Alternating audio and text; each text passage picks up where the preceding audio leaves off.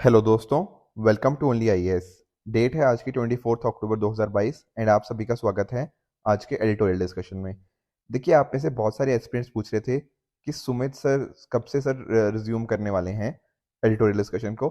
देखिए, the thing is कि हमारी सभी लाइफ में, चाहे आप हो मैं हूँ, कभी ना कभी ऐसी सिचुएशन आती है जब बहुत सारी चीज़ें सिमिलर टाइम पे आ जाती हैं और इसी वजह से होता क्या है, हमारी लाइफ थोड़ी ऑक्यूपाइड हो जाती है। उसी वजह से थोड़ा जो शेड्यूल होता है वो कंपैरेटिवली काफ़ी ज़्यादा बिजी हो जाता है।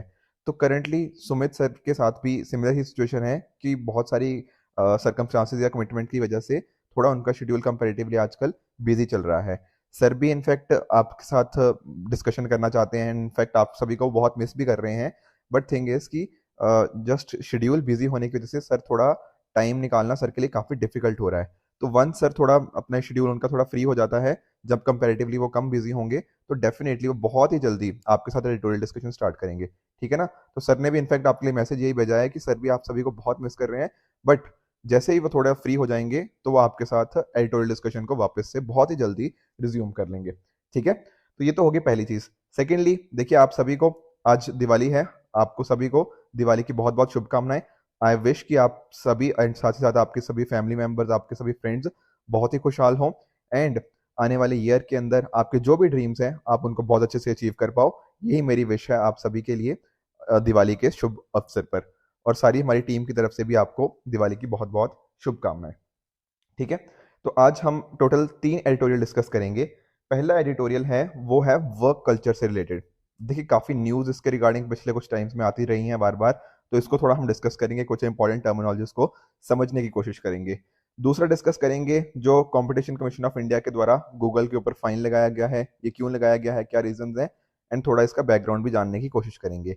तीसरा, एक्चुअल में ये थोड़ा चोला एम्पायर के साथ लिंक्ड आर्टिकल है। ये हमारे जो जल शक्ति मिनिस्टर है गजेंद्र सिंह शेखावत जी, ये उनके द्वारा लिखा गया है और ये वाटर कंजर्वेशन के साथ लिंक्ड है और चोला एम्पायर के साथ भी थोड़ा इन्होंने यहाँ पे बात करी हुई है। तो इन तीनों एडिटोरियल को आज हम समझने की कोशिश करेंगे। उससे पहले आज की quote of the day. The quote of the day ये पेले जी के द्वारा लिखी गई है।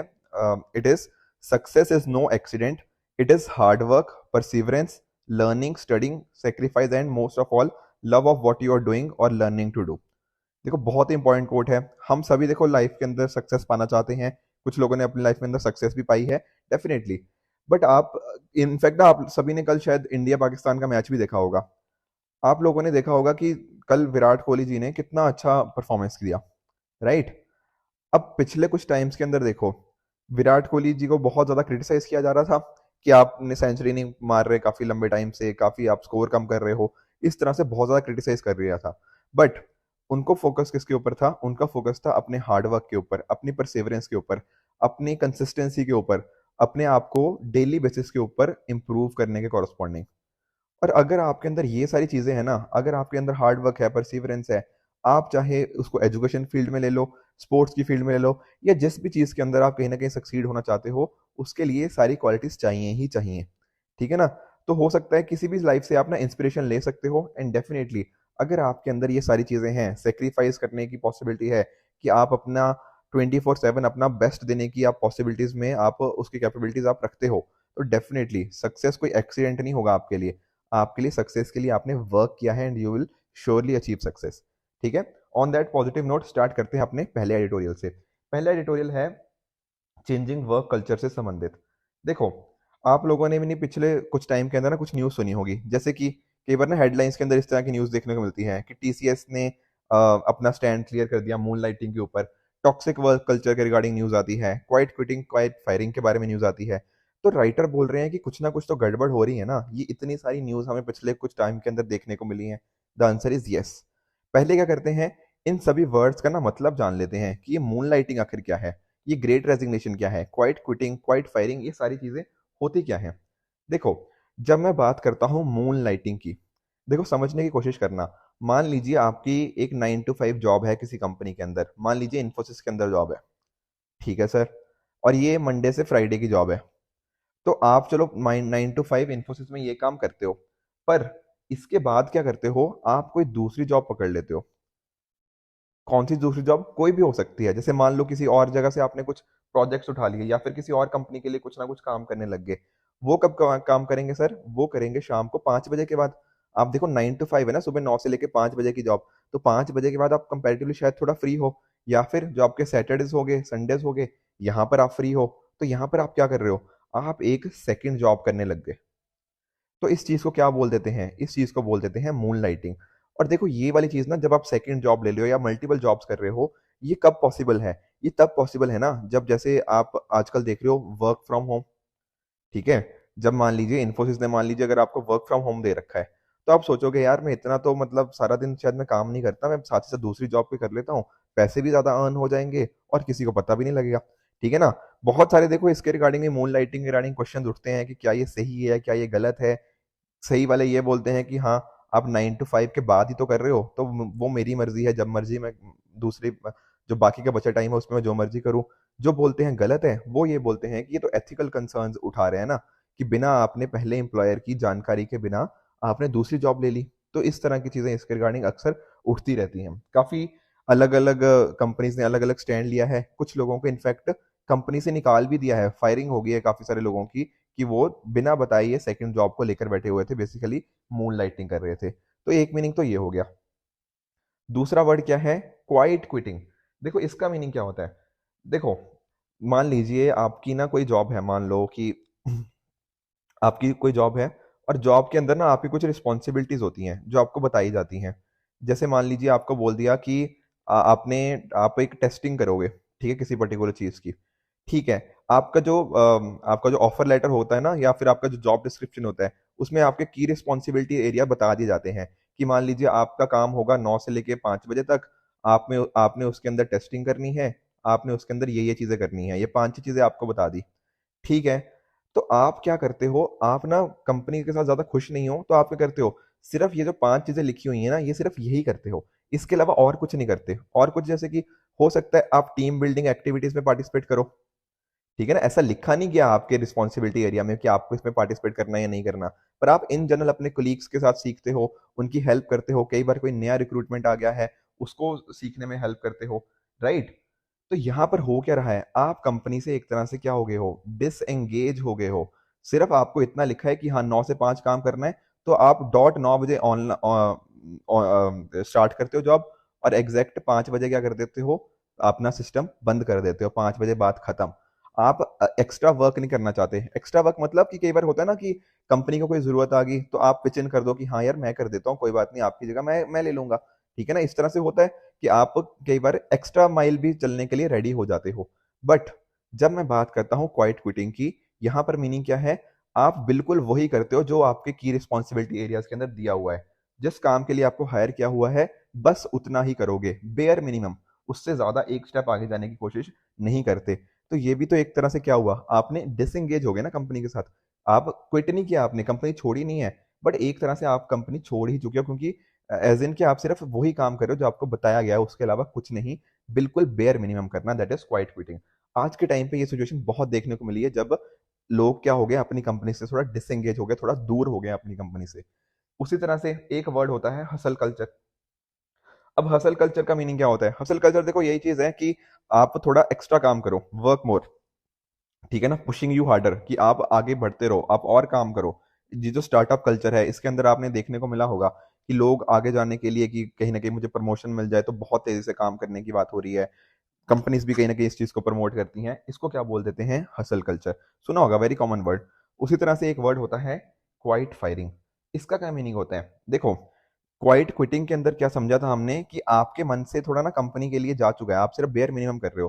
पर क्वाइट फायरिंग के अंदर क्या होता है? देखो, मान लीजिए आपका ये बॉस है, और आप ये हो खुद एम्प्लॉय। अब हो क्या सकता है? मान लो कि जैसे ना बॉस ने कोई इंपॉर्टेंट मीटिंग बुलानी थी, उसमें आपको नहीं बुलाया। तो आपको लगेगा ना यार, मैं कंपनी के लिए इंपॉर्टेंट हूं भी या नहीं हूं? कंपनी, और या फिर हो सकता था बॉस ने ना कुछ इंपॉर्टेंट प्रोजेक्ट था, कोई चैलेंजिंग प्रोजेक्ट था, कोई अच्छा प्रोजेक्ट था, उसमें आपको उसने उसकी आपकी राय नहीं ली उसने। ठीक है? या आपको इन्वॉल्व ही नहीं किया उसके अंदर। राइट? या फिर आपको जो इंक्रीमेंट देनी थी, जो आप मान लीजिए आपने काम अच्छा किया, आपका एफर्ट ठीक ठाक था, पर आपकी क्या थी, सॉरी, आपकी परफॉर्मेंस अच्छी थी, पर आपको जब अप्रेजल मिलना था, आपको जो हाइक मिलना था एक तरह से सैलरी के अंदर, वो दे दिया मान लो 2%, 3%, मतलब बहुत ही कम हाइक दिया। तो इंक्रीमेंट आपको नहीं मिल रहा। ठीक है ना। आपको बॉस, आप बोलते हो, आप जाते हो बॉस के पास कि सर मेरे पास एक आइडिया है, बॉस उस आइडिया को नहीं सुनता। ठीक है ना, आपको अच्छे प्रोजेक्ट्स नहीं मिलते, कोई आपको फीडबैक नहीं प्रोवाइड करी जाती, कोई आपको प्रेज नहीं दी जाती, आपको डीमोरलाइज किया जाता है। ये सारी चीजें क्या हैं, इसको बोलते हैं क्वाइट फायरिंग। आपको देखो निकाला नहीं है कंपनी ने, फायर नहीं किया, पर एक तरह से फायर ही तो हो गया जब आपको किसी चीज में इन्वॉल्व ही नहीं कर रहे। ठीक है, आपको ना रिसोर्सेज दिए जा रहे हैं, ना ही आपको कुछ पर्टिकुलर चीजें। अब होगा क्या इसका नतीजा, जब आपको लगता है कि मैं कंपनी के लिए इंपॉर्टेंट हुई नहीं, जब मेरी बात कहीं सुनी ही नहीं जा रही, मुझे प्रोजेक्ट्स ही नहीं दिए जा रहे ढंग के, तो होगा क्या, एक नेग्लेक्ट की फीलिंग आएगी, एंड हो सकता है उसके बेसिस पे आप क्विट कर जाओ। ये भी आज के टाइम पे बहुत देखने को मिला है कि क्वाइट फायरिंग जैसी सिचुएशन आज के टाइम पे देखने को मिली है। ठीक है ना। तो ये थे इन पर्टिकुलर चीजों के मीनिंग। एक वर्ड बचा, ग्रेट रेजिग्नेशन। इसका क्या मीनिंग है, देखो कोविड-19 जब से आया ना, उसके बाद से ये पर्टिकुलर सिचुएशन हमें ज्यादा देखने को मिली है। एक्चुअली क्या किया है लोगों ने ना, जो रेजिग्नेशन की रेट है वो थोड़ी बढ़ गई है। क्यों? क्योंकि देखो, या तो उनको अपने दिखता नहीं कि अपॉर्चुनिटीज नहीं है ज्यादा करियर एडवांसमेंट की, या फिर कुछ बेनिफिट्स प्रोवाइड नहीं करे जाते। ठीक है ना, कोविड-19 के टाइम लोगों को लगता है कि ना, कि हमारे पास कुछ बेनिफिट्स होने चाहिए, कुछ मेडिकल बेनिफिट्स, कुछ कंपनी उनके लिए ज्यादा करे। बट होता क्या है, ये जब ये चीज नहीं मिलती, तो उससे क्या होता है, जॉब डिससेटिस्फेक्शन होता है, फिर कंपनी को वो छोड़ देते हैं। कुछ वर्क पॉलिसीज नहीं है, या फिर रिमोटली वर्क करना, मतलब वर्क फ्रॉम होम को वो ज्यादा प्रमोट नहीं कर रहे। ठीक है ना, इस तरह की चीजें। हॉस्पिटैलिटी हो गया, वो चीजें प्रोवाइड नहीं करी जा रही। कॉस्ट ऑफ लिविंग बढ़ रही है, बट कंपनी कॉरस्पॉन्डिंगली अपनी चीजें नहीं कर रही, तो होता क्या, उससे रेजिग्नेशन की तरफ लोग ज्यादा बढ़ते हैं। इसी को बोल देते हैं क्या, ग्रेट रेजिग्नेशन। अब देखो, ये सारी चीजें, चाहे आप ग्रेट रेजिग्नेशन की बात कर लो, moonlighting, quiet quitting, quiet firing, ये सारी सिचुएशंस आज के टाइम पे बढ़ती जा रही हैं। अब आपके दिमाग में आएगा, सर ऐसा हो क्यों रहा है। ठीक है ना, पहली बात तो ये आनी चाहिए ना, बिल्कुल आनी चाहिए। इसके पीछे का रीजन क्या है, हमारा जो वर्क कल्चर है उसमें हमें चेंजेस देखने को मिल रहे हैं। तो पहले ये वर्क कल्चर एक बार समझ लेते हैं, फिर हम चेंजेस देख लेंगे। ठीक है ना। देखो, वर्क कल्चर ना बहुत ही एक ब्रॉड टर्म है। किस तरह से ब्रॉड टर्म है, देखो वर्क कल्चर के अंदर बहुत सारी चीजें आ जाती हैं। आपकी पर्टिकुलर कंपनी आपको क्या क्या चीजें प्रोवाइड कर रही है, किस तरह के आपके को वर्कर्स कैसे हैं, वहां पर आपको क्या फैसिलिटीज प्रोवाइड करी जा रही हैं। ठीक है ना, ऑर्गेनाइजेशन की पॉलिसीज क्या है, एम्प्लॉयज के लिए जो मोटिवेशन रिगार्डिंग चीजें होती हैं वो कैसे करी जाती हैं, लीडरशिप कैसे प्रैक्टिस की जाती है। क्या बहुत ही ऐसा होता है कि ट्रांजैक्शनल लीडरशिप होती है, ठीक है ना, या फिर जो थोड़ा मोटिवेशनल साइड होती है जिसको हम ट्रांसफॉर्मेशनल लीडरशिप भी बोल सकते हैं। ठीक है, आप लोगों ने लीडरशिप का देखो रोल्स काफी देखे होंगे, जैसे आप रतन टाटा का एग्जांपल ले सकते हो, जिन्होंने काफी अपने एम्प्लॉयज को काफी मोटिवेट करते हैं। ऑन द अदर हैंड कई हमारे टॉक्सिक लीडर्स भी हो सकते हैं। तो ये डिफरेंट डिफरेंट चीजें होती हैं वर्क कल्चर के कॉरस्पॉन्डिंग। जैसे यहाँ एग्जांपल दिया गया है टीसीएस का, अब टाटा कंसल्टेंट सर्विस के कॉरस्पॉन्डिंग हो सकता है, आपको वर्क लाइफ बैलेंस की अपॉर्चुनिटीज ज्यादा दी जाती हैं। ठीक है, आपकी फैमिलीज को इनवाइट किया जाता है अलग अलग कल्चरल इवेंट्स के लिए। ये क्या है, ये पॉजिटिव वर्क कल्चर के ही तो एग्जांपल्स हैं। ठीक है, और वर्क कल्चर के लिए ना बहुत सारी चीजें चाहिए होती हैं, जैसे कि पहला हो गया सेंस ऑफ कम्युनिटी। कम्युनिटी मतलब यार आपको लगना चाहिए कि आप पर्टिकुलर चीज में इन्वॉल्व हो। आप मान लो किसी इन्फोसिस के लिए काम करते हो, तो आपको फील होना चाहिए ना कि यार मैं भी किसी टीम का पार्ट हूँ। बिल्कुल, वो आपको इंपॉर्टेंट रोल प्ले करता है वर्क कल्चर के अंदर। उसी तरह से फेयरनेस। फेयरनेस का मतलब क्या, देखो आपके होते हैं एफर्ट्स, और या फिर आपकी होती है परफॉर्मेंस, उसी के साथ लिंक्ड होते हैं रिवॉर्ड्स। अगर आपको लगता है कि आपके एफर्ट्स बहुत ज़्यादा हैं पर आपके रिवॉर्ड्स बहुत कम हैं, तो क्या आप अब कंपनी के साथ रहना चाहोगे? नहीं रहना चाहोगे।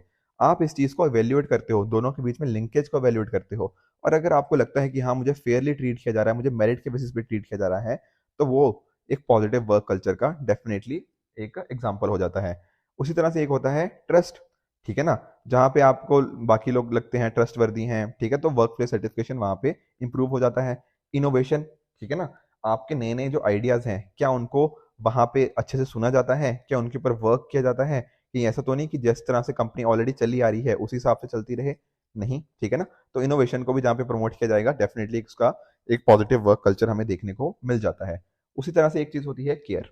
केयर का मीनिंग क्या, देखो आपको अलग अलग बेनिफिट्स की, मेडिकल बेनिफिट्स हो गया, इस तरह के जो बेनिफिट्स हो गया, वो सारी चीजें अगर प्रोवाइड करी जाती हैं, तो आप भी कंपनी की तरफ आपका एक पॉजिटिव वर्क कल्चर देखने को मिलता है। अब इसमें क्या चेंजेस देखने को मिले हैं, देखो चेंजेस जैसे कि पहली बात तो रिमोट वर्क। ठीक है, कोविड-19 पेंडेमिक की वजह से आप वेरी श्योर आप सभी जानते हो, वर्क फ्रॉम होम कल्चर काफी बढ़ गया है। एंड इवन आज के टाइम पे भी 20 से 25% जो वर्कर्स हैं वो वर्क फ्रॉम होम कर रहे हैं कुछ particular days of the week. उसी तरह से एआई हो गया, ऑटोमेशन हो गया, इस तरह की चीजें कॉन्स्टेंटली बढ़ रही हैं। ठीक है ना, उस तरह से हो क्या रहा है, उस तरह से जॉब्स जो कहीं ना कहीं रूटीनली बेसिस पे हो सकती थी वो कम हो रही हैं। तो नेचर ऑफ जॉब्स जो एक तरह से हमें चेंज देखने को मिल रहा है। तीसरी चीज, टेक्नोलॉजी के थ्रू मॉनिटरिंग। देखो, वर्क फ्रॉम होम कर रहे हो, अब सामने वाला जो आपका एम्प्लॉयर है उसको कैसे पता कि आप काम कर भी रहे हो या नहीं कर रहे हो? तो वहां पर ना टेक्नोलॉजी का यूज लिया जा रहा है। किस तरह से? देखो, जैसे फॉर एग्जांपल, आपने कितने बजे लॉग इन किया, आपने कितने बजे अपने सिस्टम से लॉग आउट किया, उसको ट्रैक किया जा सकता है। आपकी ईमेल को ट्रैक किया जा सकता है। आपको देखा जा सकता है कि आप अपने कंप्यूटर में कितनी देर एक्टिव थे, कितनी देर आपने कंप्यूटर को यूज किया। मान लीजिए यहाँ पे टेक्नोलॉजी ने बता दिया कि आपने आज 9 घंटे 9 घंटे अपना सिस्टम यूज किया, तो आपके एम्प्लॉयर को पता लग जाएगा कि हाँ, इसने काम आज ठीक किया।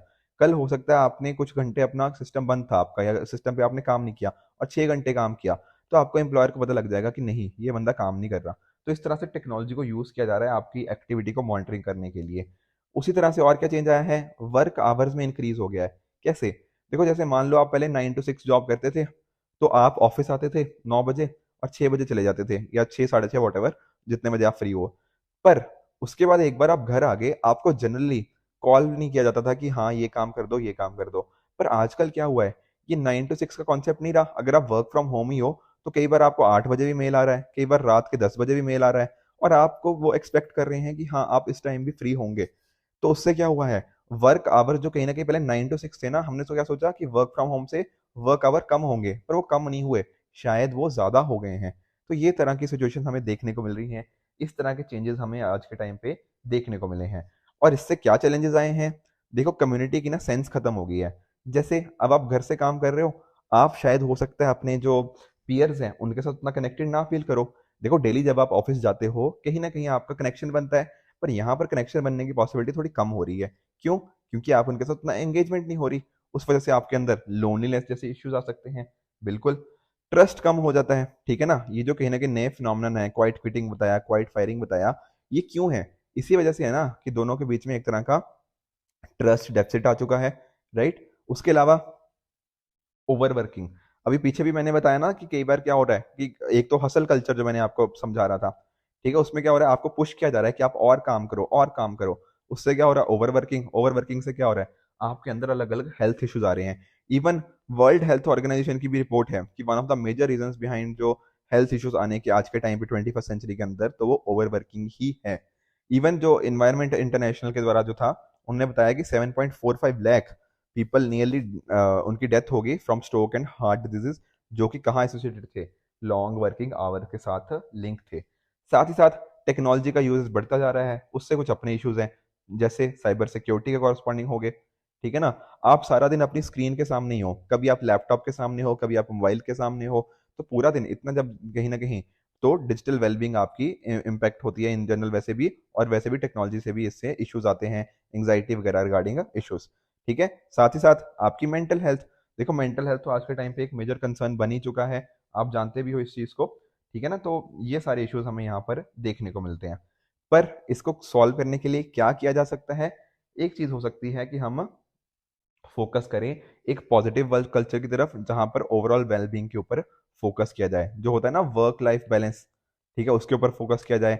मॉनेटरी कंपनसेशन तो आपको मिले ही, यानी कि आपको अच्छी सैलरी तो मिले ही मिले, पर उसके अलावा और जो आपको बेनिफिट्स, हेल्थ बेनिफिट्स हो गया, अपनी फैमिली के साथ टाइम हो गया, ये सारी चीजें मिलनी चाहिए।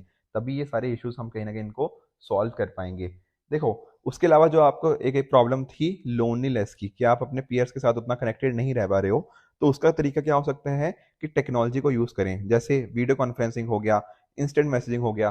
तो कहीं ना कहीं इससे क्या लगेगा आपको, इससे लगेगा कि आप सामने वाले के साथ डेफिनेटली कनेक्टेड ही हो। Clear communication. देखो, कई बार ऐसा होता है कि अगर दो एम्प्लॉयज हैं, पर्सन ए और पर्सन बी, या फिर आपका एम्प्लॉयर और आप खुद हो, तो आपस में ना मैसेज ही कम्युनिकेट नहीं हो पाता। आप अपने अंदर अंदर घुटते चले जाते हो। मान लीजिए आपको अपने एम्प्लॉयर से, अपने बॉस से, अपने मैनेजर से कोई प्रॉब्लम है, तो कई बार आप बता नहीं पाते उनको। ठीक है ना? तो होता क्या है, आप मेंटली अपने आप को इफेक्ट करते रहते हो। तो जरूरत क्या है, जरूरत है क्लियर कम्युनिकेशन की। अगर आपने अपने एक्सपेक्टेशंस को बहुत अच्छे से बता दिया कि मुझे ये चीजें चाहिए, मैं इस तरह से काम करता हूँ, ये भी अपने एक्सपेक्टेशंस क्लियर कर देगा। इससे वजह से क्या होगा, आपके जो भी इश्यूज थे, जो आप अंदर ही अंदर कहीं ना कहीं फेस कर रहे थे, उन इश्यूज को आप सॉल्व कर सकते हो। उसी तरह से ट्रांसपेरेंसी होनी चाहिए। किस तरह से ट्रांसपेरेंसी? कि जो आपको बेनिफिट्स मिले, जो आपको रिवॉर्ड्स मिल रहे हैं, वो आपकी परफॉर्मेंस के हिसाब से हैं या नहीं है। इसके रिगार्डिंग ट्रांसपेरेंसी, ठीक है ना, आपको अपॉर्चुनिटीज क्यों मिल रही हैं। मान लीजिए एक पर्सन है कोई, इसको अपॉर्चुनिटीज बहुत मिल रही हैं, इसको अपॉर्चुनिटीज कम मिल रही हैं, तो इसको पता होना चाहिए ना कि मुझे क्यों अपॉर्चुनिटीज कम मिल रही हैं, ऐसा ये बंदा क्या अच्छा काम कर रहा है, कहीं ऐसा तो नहीं कि कुछ नेपोटिज्म की वजह से हो, इस पर्टिकुलर पर्सन का कोई फेवरेटिज्म वगैरह चल रहा हो, ठीक है ना। तो जो ये एफर्ट्स हैं और रिवॉर्ड्स के बीच का एक अच्छा लिंकेज हो, ट्रांसपेरेंसी हो, तो डेफिनेटली ये चीजें हो सकती हैं। इसके साथ ही जो लीडर है ना, उनका भी एक बहुत इंपॉर्टेंट रोल बन जाता है। किस तरह से, देखो आप देख लो, जैसे मैंने रतन टाटा का एग्जांपल दिया आपको, उसी तरह से अजीम प्रेम जी हो गया, या फिर और भी जो इस तरह के बहुत अच्छे अच्छे लीडर्स रहे हैं, इन्होंने अपनी जो ऑर्गेनाइजेशन था उनका वर्क कल्चर इम्पैक्ट करने में एक बहुत इंपॉर्टेंट रोल प्ले किया है। जैसे कि वो बन जाते हैं एक तरह के रोल मॉडल। अगर ये देखो खुद बोलते हैं कि हाँ हम एथिकल हैं, तो क्या होता है, इन्होंने अपनी एथिकल जो नेचर था उसको कहीं ना कहीं क्या दुनिया के सामने एक्चुअल में प्रेजेंट किया। फिर जो लोग होंगे, इस पर्टिकुलर ऑर्गेनाइजेशन के एम्प्लॉयज होंगे, उनके अंदर भी तो वैसा उनको फील आएगी ना, ये यार हमें भी एथिकल बनना है। तो एक तरह से वो रोल मॉडल की तरह एक्ट कर सकते हैं। ओपन कम्युनिकेशन हो, कहीं ना कहीं बताएं कि हाँ कंपनी के ये गोल है, कंपनी का ये मिशन है, कंपनी का ये विजन है, कंपनी की ये वैल्यूज हैं, उन सिस्टम को एक तरह से बताया जाए, तो एक तरह से ओपन कम्युनिकेशन प्लेटफॉर्म के थ्रू ये चीज करी जा सकती है। उसके साथ ही एक ऑटोनॉमी प्रोवाइड करी जाए। देखो एम्प्लॉयज को ना बिल्कुल एक्सट्रीम माइक्रो मैनेजमेंट बहुत खराब हो जाता है। मान लीजिए ये कोई एम्प्लॉय है, अब इसको अगर बोला जाए कि यार तेरा काम ना सिर्फ इतना है, मैं तुम्हें काम दूंगा, तुम इस काम को इस पर्टिकुलर तरह से करोगे और इस पर्टिकुलर तरह से मुझे दे दोगे, तो इस पर्टिकुलर पर्सन की इनोवेशन तो बिल्कुल खत्म होगी ना। तो अगर मान लीजिए लीडर्स लीडर्स इनको बस बताएं, इनको एक ओवरव्यू बता दे कि हम ये चीज करना चाहते हैं, आप, मैं आपकी कैपेबिलिटीज के ऊपर पूरा भरोसा है, आप डेफिनेटली अपने हिसाब से थोड़ा देखिए, इस चीज के ऊपर वर्क कीजिए, तो एक ना sense of responsibility, sense of belongingness इस पर्टिकुलर पर्सन के अंदर आएगी। उसके अंदर भी ऑटोनॉमी होगी कि हाँ मैं प्रॉब्लम सॉल्व कर सकता हूँ, मैं इनोवेट कर सकता हूँ। तो जब हम इस तरह से अपने एम्प्लॉयज को एम्पावर करते हैं, तो डेफिनेटली एम्प्लॉयज भी उन चीज़ों के ऊपर खरा उतरते हैं एंड प्रॉपरली वो रिजल्ट लेकर आते हैं। उसके साथ ही एम्प्लॉयज को भी बताओ कि फेल होना कोई गलत बात नहीं है, ठीक है ना, ऐसा नहीं है कि फेल हो के कुछ बहुत ही अजीब चीज़ हो जाएगी, नहीं। फेलियर्स मैंने आपको स्टार्टिंग में भी बताया, failures are the part of life. Fail होने से ही अगर आप, देखो फेल होना कोई गलत बात नहीं है, पर अगर आप फेल होके उससे कुछ सीखते नहीं हो वो गलत है, ठीक है ना। तो अगर फेल होते हो वो कोई बात नहीं, बट अगली बार क्या करो, उसके ऊपर इंप्रूवमेंट्स करो। दुनिया में कोई भी इंसान ऐसा नहीं है जो कभी लाइफ में फेल ना हुआ हो, ठीक है ना। तो फेल होना एक लाइफ का पार्ट है, पर उसके ऊपर इंप्रूव करना ये जरूरत है, ताकि आप उसको लर्न करो और अगली बार के लिए उसमें इंप्रूवमेंट लेकर आ पाओ। उसी तरह से अगर कोई एम्प्लॉय मान ले बहुत अच्छा काम कर रहा है, तो उसको रिकॉग्नाइज करो, उसकी इंपॉर्टेंस बताओ, उसको अप्रिशिएशन करो, उसको या तो अप्रेजल दो, समथिंग और द अदर। तो ये चीजें जब हम करेंगे तो लीडर इंश्योर कर पाएगा जो लोग हैं वहाँ पे वो खुश फील कर रहे हो, प्रोडक्टिव फील कर रहे हो।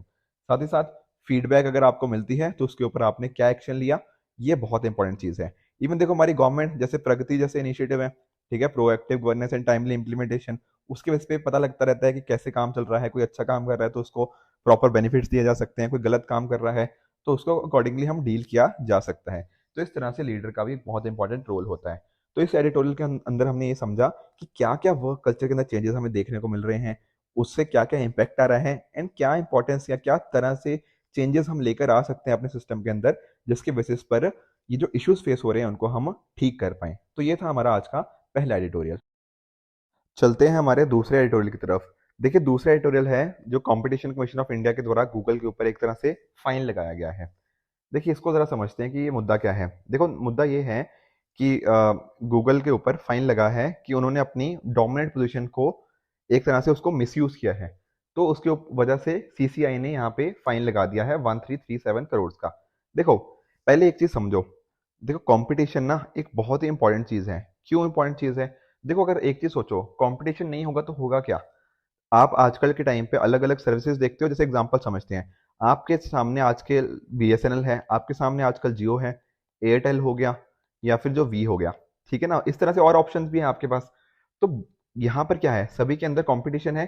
तो कंपटीशन जब होता है तो हमारे लिए बहुत अच्छा है। क्यों अच्छा है? हमें अगर वी अच्छा नहीं लगा हम एयरटेल पे मूव कर जाएंगे, एयरटेल अच्छा नहीं लगा जियो पे मूव कर जाएंगे, नहीं तो बीएसएनएल के ऊपर। तो यहाँ पर इन सभी में एक तरह से कंपटीशन चल रहा है, बिल्कुल चल रहा है, ताकि क्या करा जा पाए, ये जो कस्टमर है ना इसके लिए अलग अलग गुड्स, अलग अलग सर्विसेज, नई नई सर्विसेज, नई नई चीजें लेकर आई जा पाए। इनोवेशन भी इनके अंदर बढ़ता है, ये चीजों के अंदर स्पेशलाइज हो पाते हैं, ठीक है ना। हमारे लिए कॉस्ट कटिंग हो जाती है, ठीक है, अलग अलग चॉइसेस मिल जाती हैं। तो इंडिया भी यही चाहता है कि सभी चीज़ों के अंदर एक अच्छा फेयर कंपटीशन बना रहे, ठीक है ना। इसको मेंटेन करना बहुत जरूरी है सभी के लिए, और सभी के लिए एक तरह से क्या होनी चाहिए, लेवल प्लेइंग फील्ड होनी चाहिए। कि ऐसा नहीं इसको ज्यादा बेनिफिट हो इसको कम हो, ऐसा नहीं होना चाहिए। लेवल प्लेइंग फील्ड सबके पास होनी चाहिए। और इसी को कौन देखता है इंडिया के अंदर, वो काम है सीसीआई का, कंपटीशन कमीशन ऑफ इंडिया। देखो एक्चुअल में है क्या, इंडिया में ना एक एक्ट पास हुआ, कंपटीशन एक्ट 2002। उसके अंदर एक बॉडी बनाई गई, कंपटीशन कमीशन ऑफ इंडिया। अब इसका काम क्या था, इसका काम वही था जो मैंने अभी आपको बताया कि अलग अलग जो कंपटीशन को मेंटेन करना, ठीक है ना। अगर कोई ऐसी कोई प्रैक्टिस कर रहा है जो कि एंटी कॉम्पिटिटिव है, ठीक है ना, या किसी पर्टिकुलर कंपनी मर्जर हो रहा है, उनका एक्विजिशन हो रहा है, और उससे क्या हो रहा है, उससे जो अलग अलग कंपटीशन था वो खत्म हो रहा है, या फिर कोई अपनी डोमिनेंट पोजीशन का, कि बहुत इंपॉर्टेंट पोजीशन है उसके पास, उसका वो मिसयूज कर रहा है, ये सारी चीजें रोकने के लिए कंपटीशन कमीशन ऑफ इंडिया अपना एक रोल प्ले करता है। अब इसके अंदर होता क्या है, इसके अंदर दरअसल में इस सीसीआई के अंदर एक कमीशन है ना, तो यहाँ पर एक चेयरपर्सन होता है और साथ ही साथ 6 मेंबर्स होते हैं जो कि सेंट्रल गवर्नमेंट के द्वारा अपॉइंट किए जाते हैं। ये मिनिस्ट्री ऑफ कॉर्पोरेट अफेयर्स के अंदर आ जाती है ये बॉडी, सीसीआई करके। तो ये इंश्योर करती है कि एक कोई ना मोनोपोली ना बने, ऐसा ना हो कि सिंगल सेलर हो। क्यों, अगर सिंगल सेलर होगा तो होगा क्या, वो अपनी मन मर्जी से जो मर्जी प्राइजेस आपको चार्ज करे, कोई नई प्रोडक्ट्स एंड सर्विसेज हो सकता है आपके लिए ना आए, तो यहाँ पर इनको बहुत बेनिफिट हो जाता है, और हमारे जो कस्टमर्स होते हैं मेरे और आपके जैसे, उनको बहुत ही नेगेटिवली इम्पैक्ट देखने को मिलता है। एक्चुअल में हमारे पास ना पहले एक एमआरटीपी एक्ट था, monopolies restrictive and trade practices act, हमने इसको हटा दिया, उसकी जगह पे हम कंपटीशन एक्ट लेकर आए थे, जिसके बेसिस पे हम चाहते क्या है, फेयर कंपटीशन चाहते हैं इंडिया के अलग अलग सेक्टर्स के अंदर। अगर ये पॉइंट समझ आ गया तो अब ये आर्टिकल ना आपको ज्यादा टफ नहीं लगेगा। क्यों नहीं लगेगा, देखो एक्चुअल में गूगल ने ना यही सारी चीजें करी हैं जो मैंने आपको बताया था ना, anti competitive practices, use of मतलब misuse of dominant position, वो सारी चीजें करी हैं, उस वजह से सीसीआई ने इन चीजों के ऊपर करा है। तो क्या है ये मुद्दा, पहला है एंड्रॉयड ऑपरेटिंग सिस्टम के रिगार्डिंग। देखो आप सभी जानते हो कि जो हमारे स्मार्टफोन्स हैं उनमें एक ऑपरेटिंग सिस्टम चाहिए, चाहे वो आईओएस हो गया या फिर एंड्रॉयड हो गया, ठीक है, इस तरह से। अब होता क्या है, इंडिया में जो 97% स्मार्टफोन्स है ना, वो एंड्रॉयड से चलते हैं। अब होता क्या है कि जब गूगल जो है, गूगल का ही है ना एंड्रॉयड ऑपरेटिंग सिस्टम, तो अलग अलग उनको ये जो लाइसेंसिंग प्रोवाइड करता है, जैसे क्रोम हो गया, प्ले स्टोर हो गया, यहाँ पर क्या होता है कि गूगल ही इनको ऑपरेट और मैनेज करता है। और इस वजह से हमें क्या देखने को मिलता है, जैसे मान लो कोई सैमसंग का फोन हो गया, या जो भी हमारे कहीं ना कहीं जो स्मार्टफोन कंपनीज होगी, उनको अगर मान लीजिए एंड्रॉयड को यूज करना है, वो कर तो सकती हैं, क्योंकि ये ऑपरेटिंग सिस्टम क्या है, ये ओपन ऑपरेटिंग सिस्टम है। पर एंड्रॉयड का source code although openly available है, पर अगर प्रोप्राइटरी एप्लीकेशंस आपको चाहिए होती हैं, तो वहां पर एक तरह से आपको अलग अलग एग्रीमेंट में आना पड़ता है। बेसिकली मान लो सैमसंग क्या करेगा, गूगल के साथ एक तरह से क्या करेगा, एग्रीमेंट करेगा। अब इस एग्रीमेंट के अंदर बहुत सारी चीजें हुई हैं, जैसे कि अब यहाँ पे क्या होगा कि जो अगर जो सैमसंग का जो मोबाइल फोन है, अगर वो गूगल एप्स को यूज करना पड़ता है, तो होगा क्या, तो गूगल के साथ वो एग्रीमेंट में आएगा, एंड इस बेसिस पे गूगल उस चीज का मिसयूज कर सकता है, ठीक है ना। ये जो इनके अंदर रिस्ट्रिक्शंस लगा देंगे ना, एग्रीमेंट्स के अंदर कुछ ना कुछ रिस्ट्रिक्शंस लगा देंगे कि क्या आपके राइट्स हैं, क्या ऑब्लिगेशंस है। तो ये क्या हो गया, गूगल इस एग्रीमेंट के थ्रू क्या कर रहा है, मिसयूज कर रहा है अपने डोमिनेंट पोजीशन का। बिल्कुल उसी तरह से देखो, आप एप्पल स्टोर की बात कर लो, एप्पल स्टोर नहीं, sorry app store, application store की बात कर लो, तो यहाँ पर क्या होता है, जो डिफरेंट डिफरेंट एप्स हैं वो अलग अलग ऐप स्टोर्स पे हो सकती हैं, बट अगर मैं गूगल प्ले की बात करूं तो 90% ऐप्स आपको यहीं पे देखने को मिल जाएंगी। अब जब आप गूगल को, जब आपने मान लीजिए नया फोन आपने किया, तो उसके अंदर गूगल स्वीट आपको पहले से ही डाउनलोडेड मिलेगा। जैसे कि बहुत सारे ऑप्शन होते हैं, जैसे गूगल सर्च का हो गया, ठीक है, गूगल का जो जीमेल हो गया, वो सारी चीजें आपको वहीं पर ही देखने को मिल जाएंगी, ठीक है ना। तो ये इस वजह से भी यहाँ पे हमें इसका अब्यूज देखने को मिलता है। तीसरा चीज है गूगल का सर्च इंजन, ठीक है, जो सर्च मार्केट की बात करें, ठीक है, वैसे तो देखो क्रोम वगैरह भी इन्हीं के, जो क्रोम है वो भी तो इसी का है, बट अगर हम बात करें नॉन ओएस स्पेसिफिक ब्राउजर, ठीक है, ये तो ऑपरेटिंग सिस्टम के कॉरस्पॉन्डिंग हो गया ना स्पेसिफिक ब्राउजर मार्केट, इसकी बात नहीं कर रहा। इसके बाहर जो आप देखते हो कहीं ना कहीं याहू हो गया, बिंग हो गया, इसको आजकल कोई भी यूज नहीं करता, ठीक है, हार्डली कोई पर्सन यूज करता होगा। तो 92% यहाँ पर इनका शेयर देखने को मिलता है, ठीक है ना। तो इस तरह से होता क्या है, एक तरह से जो एग्रीमेंट्स गूगल और अलग अलग कंपनीज के बीच में हो रहे हैं, उसके बीच में एक तरह की आ जाती है, एक्सक्लूसिविटी आ जाती है, ठीक है ना। इससे क्या होता है, जो बाकी और कॉम्पिटिटर्स हैं वो बिल्कुल ही खत्म हो रहे हैं। तो हमने बात क्या करी थी, सीसीए का काम क्या है कि कंपटीशन बना रहे, पर गूगल इन अलग अलग एग्रीमेंट्स के थ्रू क्या कर रहा है, अपने इस कंपटीशन को कहीं ना कहीं खत्म करता हुआ जा रहा है। इस वजह से अब देखो हो क्या गया है, गूगल देखो आप डिफॉल्ट सर्च ब्राउजर है, अगर आपके पास कोई भी नहीं है आप डायरेक्टली गूगल के कॉरस्पॉन्डिंग ही सर्च ब्राउजर को यूज करोगे, ठीक है ना। तो ये सारी चीजें हमें यहाँ पे देखने को मिलती हैं कि गूगल किस तरह से इंडिया का कंपटीशन लॉ को वायोलेट कर रहा है। इवन देखो यूट्यूब, आप यूट्यूब पे ये तो वीडियो देख रहे हो, पर आपने कभी देखा होगा अपने फोन के अंदर, आप जैसे ही उसको स्टार्ट करते हो आपको फोन के अंदर यूट्यूब ऑलरेडी आपको देखने को मिल जाता है, ठीक है ना। तो ये क्या है, ये भी तो एक तरह से गूगल की क्या है, रेवेन्यू अर्निंग ऐप है। और इस वजह से भी जब आपके मोबाइल के अंदर ये ऑलरेडी प्रेजेंट होती है, उसके बेसिस पे भी ये इस इशू को गूगल वायलेट कर रहा है कंपटीशन लॉ को, ठीक है ना। इवन देखो यूरोपियन यूनियन के अंदर भी ये सारे इश्यूज कहीं ना कहीं चल रहे हैं गूगल के कॉरस्पॉन्डिंग, वहां पर भी गूगल को काफी कॉरस्पॉन्डिंग फाइन देखने को मिले हुए हैं, ठीक है। हमें बिल्कुल ऐसे एग्जैक्ट पॉइंट टू पॉइंट याद नहीं रखने इनके कि क्या इश्यूज हैं, बट थोड़ा एक बेसिक आइडिया होना चाहिए कि किस तरह से ये चीज देखने को मिल रही है। अब यहाँ पर क्या हुआ है, एक ऑर्डर पास किया गया cease and desist. Cease and desist का क्या मीनिंग होता है कि एक इन्फोर्सेबल ऑर्डर है जिसके बेसिस पे इनको बोला गया है कि आप इस एक्टिविटी को बिल्कुल जल्दी से जल्दी रोकिए, ताकि इंश्योर किया जा पाए कि एक फेयर मार्केट यहाँ पर हो, ठीक है। इसके साथ ही यहाँ पर डायरेक्शंस जो सीसीआई के द्वारा दी गई हैं उसके अंदर ये भी है कि जो स्मार्टफोन मेकर्स हैं, मान लीजिए जैसे सैमसंग हो गया, तो सैमसंग के पास चॉइस होनी चाहिए इस चीज के लिए कि वो किस तरह की एप्स हैं उनको इंस्टॉल चाहते हैं या नहीं चाहते। जैसे आपने देखा होगा ना कि यूट्यूब आपके फोन में पहले से एक बार प्री इंस्टॉल्ड आ जाती है, या जीमेल हो गया या फिर और तरह की जो गूगल की एप्लीकेशन है वो पहले से प्री इंस्टॉल्ड आ जाती हैं। तो यहाँ पर इनके पास ऑप्शन होना चाहिए सैमसंग के पास कि वो कौन सी एप्स हैं वो चाहते हैं कि ऑलरेडी प्री इंस्टॉल्ड हो, या कौन सी ऐसी हैं जो प्री इंस्टॉल्ड ना हो। इसके साथ ही कुछ ना फाइनेंशियल डिटेल्स के कॉरस्पॉन्डिंग भी कुछ इश्यूज देखने को मिले हैं, तो वहां पर भी सीसीआई ने बोला है कि आप विद इन 30 डेज इन चीजों को ठीक कीजिए और हमें हमारे पास इसके रिगार्डिंग इन्फॉर्मेशन दीजिए। और भी देखो जैसे मैं बता भी रहा था कि गूगल के कॉरस्पॉन्डिंग आपको यूएस में हो गया, यूरोपियन यूनियन हो गया, यहाँ पर भी इस तरह के प्रोब्स चल रहे हैं कि किस तरह से गूगल अपनी मिसयूज कर रहा है अपनी पर्टिकुलर पोजीशन को। तो टोटल वहां पर भी देखो यूरोपियन यूनियन में ही $8 बिलियन के फाइन यहाँ पे गूगल के ऊपर लग चुके हैं, ठीक है। तो आई होप आपको ये एडिटोरियल भी समझ आया होगा कि किस तरह से गूगल अपनी मिसयूज कर रहा है, कंपटीशन कमीशन ऑफ इंडिया का क्या रोल होता है, किस तरह से वो एंटी ट्रस्ट चीजें हो गया या फिर जो हमारे एंटी कॉम्पिटिटिव प्रैक्टिसेस हैं उनको किस तरह से वो टैकल करने की कोशिश करता है, राइट। जो तीसरा एडिटोरियल है वो है related to ancient stewardship now stamped on the present. देखो ये जो एडिटोरियल मैंने आपको पहले भी बताया, ये जो हमारे जल शक्ति मिनिस्टर हैं दैट इज गजेंद्र सिंह शेखावत जी, उनके द्वारा लिखा गया है, ठीक है ना। ये एक्चुअली एमपी है, मेंबर ऑफ पार्लियामेंट आते हैं जोधपुर से, ठीक है ना, उनके द्वारा लिखा गया है। तो यहाँ पर इन्होंने ना दरअसल बात क्या करी है कि इन्होंने चोला एम्पायर की बात करी है और साथ ही साथ किस तरह से हमारी जो एंशियंट हिस्ट्री है या जो एंशियंट चीजें थी हमारी जो कहीं ना कहीं पास्ट में होती आ रही हैं, उनसे हम प्रेजेंट के अंदर क्या सीख सकते हैं, यहाँ पर उन्होंने बात करी है।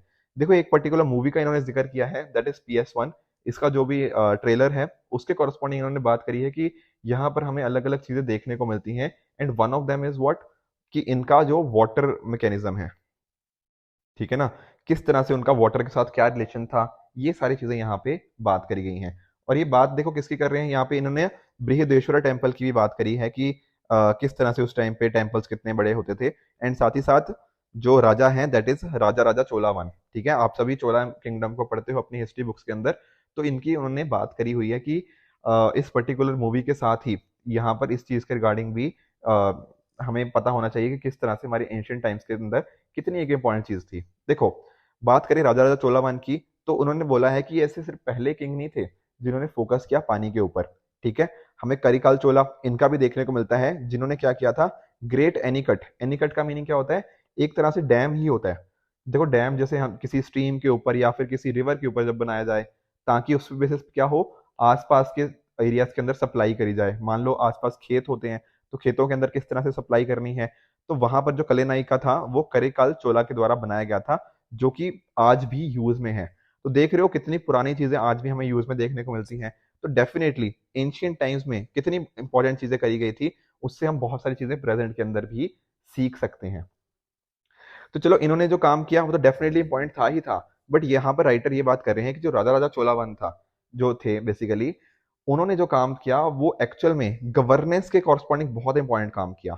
इवन देखो प्रधानमंत्री मोदी जी ने भी यहाँ पे इनके कॉरस्पॉन्डिंग काफी इनकी तारीफ करी थी कि देखो हर विलेज है उसको कुछ वार्ड्स में डिवाइड किया जाता है। जैसे वार्ड होते हैं ना, अलग अलग। उसी तरह से यहाँ पे चोला एम्पायर के अंदर वार्ड होते थे, उनको कुडम्बू बोला जाता है। ठीक है। अब इस वार्ड से जो एक बंदा होगा उसको भेजा जाता था जनरल असेंबली के अंदर, मतलब एक तरह से इस वार्ड का क्या है, रिप्रेजेंटेटिव है। अगर यहाँ पे वार्ड के लोगों को लगता है कि ये रिप्रेजेंटेटिव ना हमारी बातें सुन नहीं रहा या हमारी बातें जनरल असेंबली के अंदर नहीं रख रहा, तो होगा क्या, इस रिप्रेजेंटेटिव को वापस बुला लिया जाएगा। ठीक है।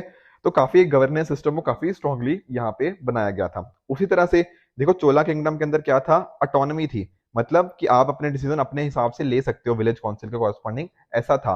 ठीक है, कि चोला किंगडम ने क्या दिया हुआ था, विलेज काउंसिल के कॉरस्पॉन्डिंग, कि आप अपने डिसीजन खुद लो।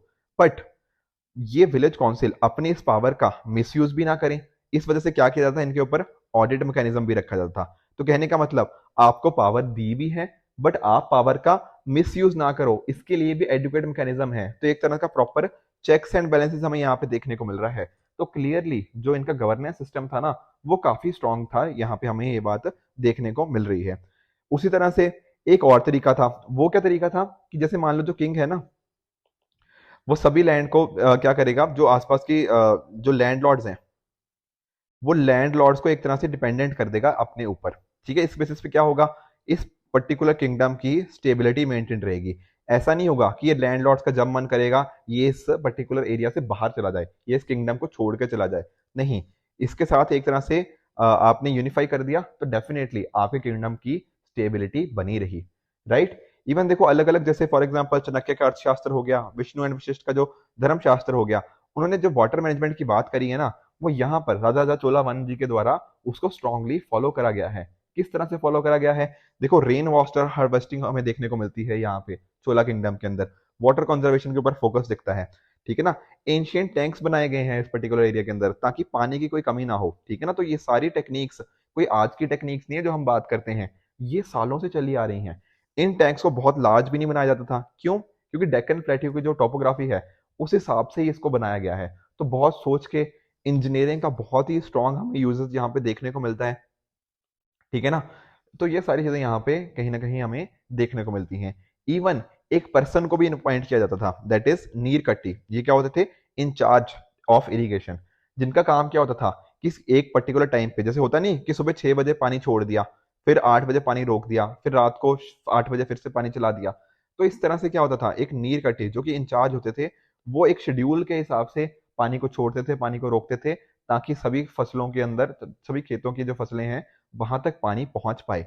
तो एक प्रॉपर गवर्नेंस सिस्टम वहां पर था। One of the greatest empires बोला जाता है, देखो चोला सिस्टम को, जो चोला किंगडम है, वो इसी वजह से बोला जाता है कि गवर्नेंस सिस्टम काफी स्ट्रांग था, और बाकी चीजें भी हम कहीं ना कहीं देख भी रहे हैं। इसके साथ ही विलेज काउंसिल के अंदर ये देखा जाता था। देखो आजकल के टाइम पे भी हमें सोशल ऑडिट की जैसी चीजें देखने को मिलती हैं, बिल्कुल। ये क्या है, विलेज काउंसिल इन सभी चीजों को देख रही है, वो क्या है, एक तरह का सोशल ऑडिट ही तो है। तो राइट। तो पॉइंट ये होना चाहिए कि एंशियंट टाइम का ना आज भी हमें मॉडर्न टाइम्स के अंदर कितना इम्पैक्ट हमें देखने को मिलता है। इंस्क्रिप्शंस के अंदर भी हमें ये चीज देखने को मिल रही है। ठीक है ना।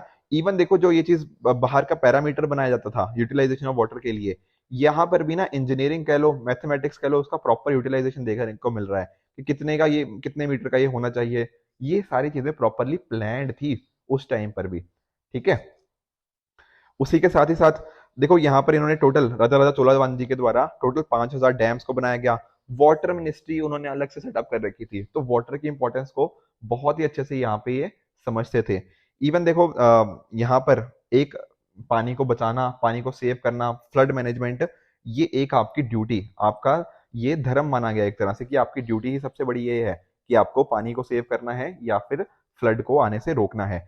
इसके साथ साथ एक मिथिकल स्टोरी भी यहाँ पे राइटर ने बताई है, जो लॉर्ड शिवाजी थे उनको एक बार एक ओल्ड वुमन ने प्रेयर करी कि आप आइए और हमारे जो फ्लड बैंक्स हैं उनको और मजबूत कीजिए। तो ये चीज भी यहाँ पे हमें देखने को मिलती है कि पानी के रिगार्डिंग कितनी इंपॉर्टेंस थी।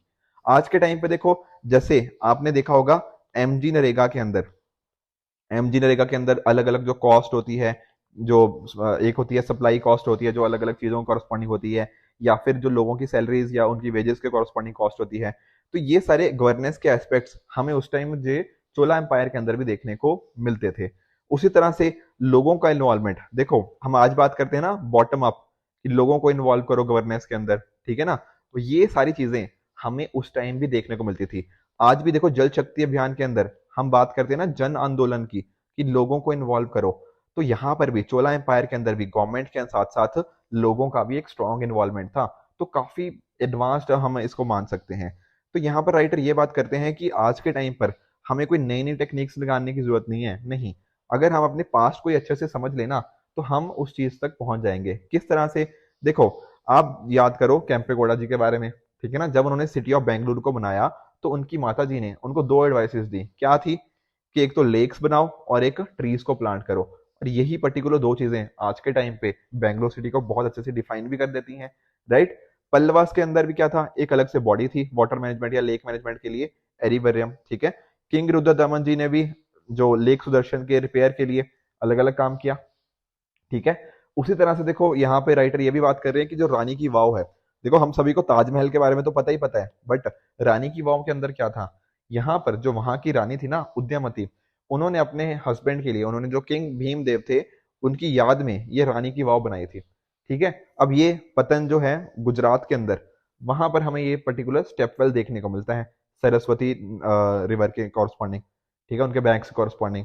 तो ये किस लिए था? ये इसीलिए तो था कि जो वाटर है उसकी सैंक्टिटी को मेंटेन किया जाए, बिल्कुल, ठीक है ना। तो इस तरह से हमारी हिस्ट्री के अंदर ना हमें बहुत सारे एग्जांपल्स देखने को मिल जाएंगे जहां पर ये चीज हमें देखने को मिलती है कि वाटर की इंपॉर्टेंस कितनी ज्यादा थी। तो इन्हीं से अगर कहीं ना कहीं हम अगर थोड़ी सी इंस्पिरेशन लें तो क्या आज के टाइम पे वाटर को नहीं मैनेज कर पाएंगे? द आंसर इज यस, कर पाएंगे। और इन किंगडम से एक और चीज हमें सीखने को मिलती है, व्हाट इज दैट? एम्पैथी, ठीक है। एम्पैथी आप जानते हो जनरल स्टडीज पेपर 4 एथिक्स के अंदर एक बहुत इंपॉर्टेंट हमारा टॉपिक भी है। तो यहाँ पर क्या होता है, जब हम सामने वाले की प्रॉब्लम्स को समझें, उसको बहुत अच्छे से एनालाइज करें, उसको अंडरस्टैंड करें, कहीं ना कहीं उस पर्टिकुलर चीज को हम अगर उसको कम करने की कोशिश करें, उसके जो सफरिंग्स हैं उनको कम करने की कोशिश करें, तो ये सारी चीजें हमें यहाँ पर देखने को मिलती हैं। अब चाहे पानी की बात हो या किसी भी चीज की बात हो, अगर आपके अंदर एम्पथी नहीं ना है तो आप एक अच्छा एम्पायर नहीं बना पाओगे। तो एम्पथी बहुत जरूरी है। इसके साथ ही साथ ये जो हिस्ट्री के अंदर हमने अलग अलग चीजें पढ़ी, हिस्ट्री की चीजों से हमें बहुत सारी चीजों से समझने की जरूरत है। देखो बोलते भी है ना कि अगर हमने अपनी हिस्ट्री से नहीं सीखा तो हम शायद अपने फ्यूचर को बेहतर नहीं बना सकते।